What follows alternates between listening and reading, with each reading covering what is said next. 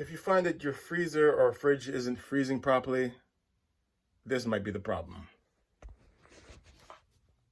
All right, so I'm gonna take off this panel and we're gonna see a lot of dust.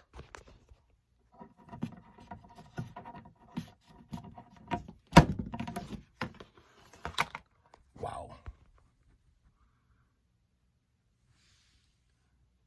So I'm gonna clean this up with a vacuum and yeah.